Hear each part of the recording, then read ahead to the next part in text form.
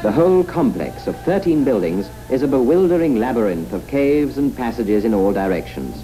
Any stranger would get lost in the darkness of the mountains.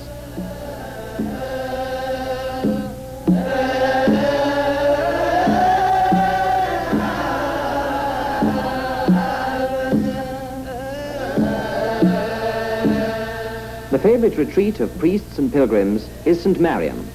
Teachers and pupils meet in the forecourt of the church for communal study of the ancient scriptures. Instead of the Latin of the Roman Catholic liturgy, in the Orthodox liturgy, Ge'ez is used, a predecessor of the Amharic language.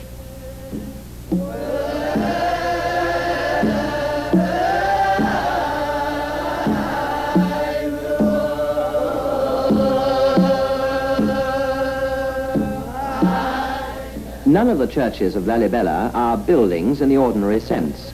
They are monoliths, churches hewn out of solid rock. With incredible technical skill, they were carved out of the mountain on which they rest and are an integral part of the rock.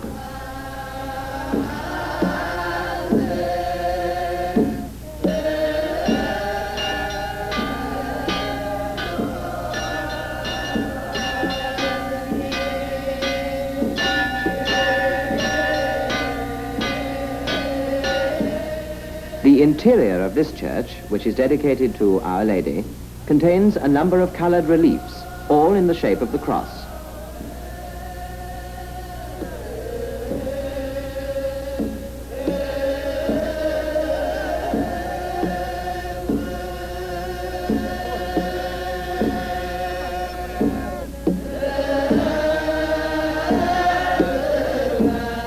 The stone walls are decorated with life-size statues of saints. Medhani Alem, savior of the world, the largest of the 13 churches. A gigantic stone block that was carved out of the mountain to a depth of 33 feet. Like all the others, Medhani Alem is also hewn out of solid rock. Even the technical engineers of the 20th century cannot but wonder at the way in which this rock has been transformed by sweat and toil.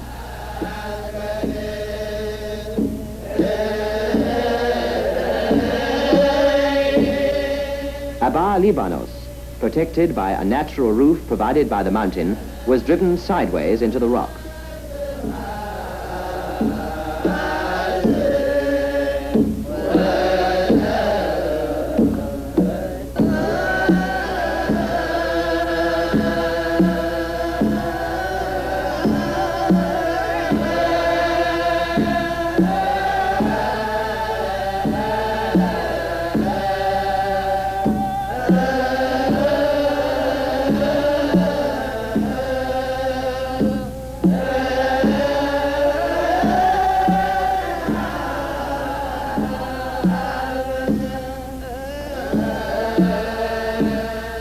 A tangle of dark passages leads to the most recent building of this glorious epoch, the rock cross of St. George.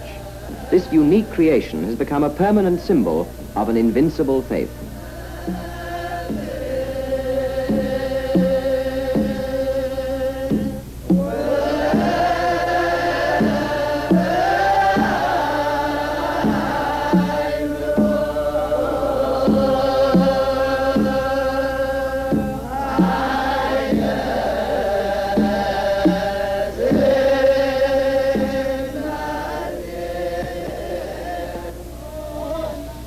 Having pursued the traces of history, you suddenly come face to face with the Ethiopia of today.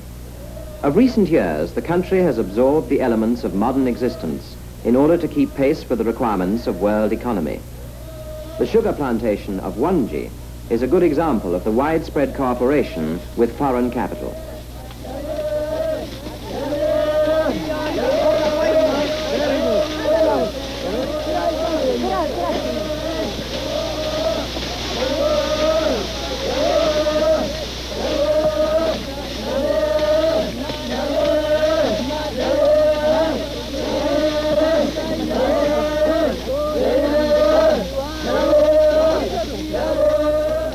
In the valley of the Awash, on rich soil and under a burning sun, the sugarcane grows for mile after mile. For practical reasons, it is processed on the spot.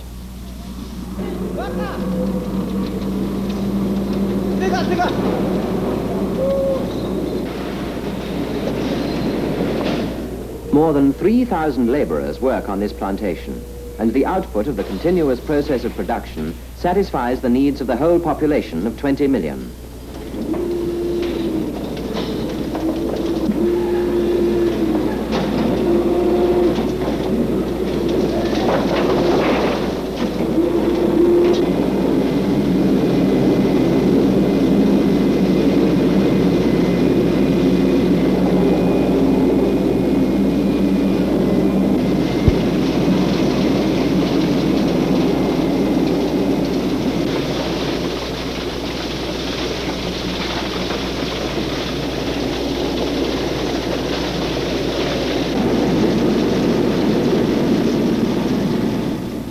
While Ethiopia's sugar production caters only for the home market, coffee is one of its major exports.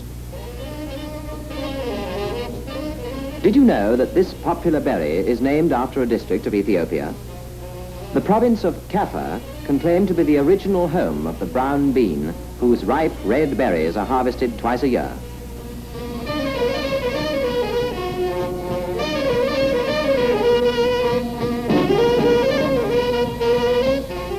Here, coffee grows completely wild in shady and humid forests. After a few months, the tender plant is expertly transplanted with a ball of earth.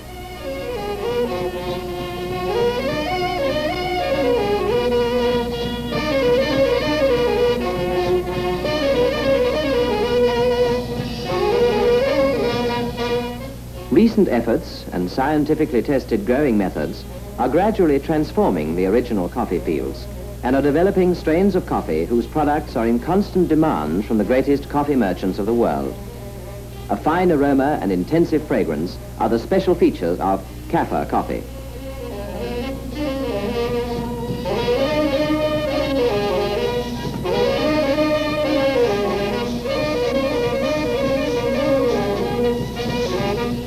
Fruit from Ethiopian orchards is almost unknown in other countries.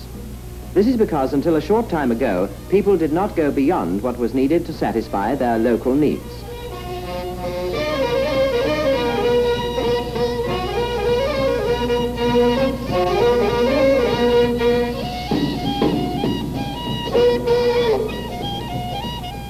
The huge fruit plantations in the east and in the south, which have been carefully planned and laid out, promise better and better harvests with every season.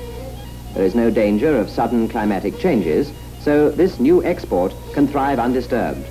Here, lemons and oranges compete with mandarins the size of a man's fist.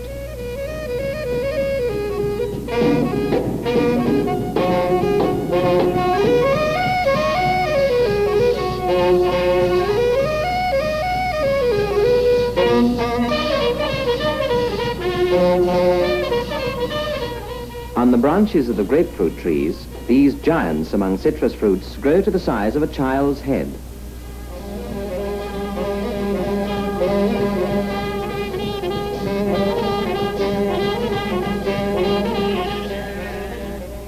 From the earliest days, the Ethiopian people have gained their livelihood mainly from agriculture and all that goes with it. There are several times more head of cattle than there are humans, and these large herds, together with the yield of the soil, constitute the basis of the nation's economy.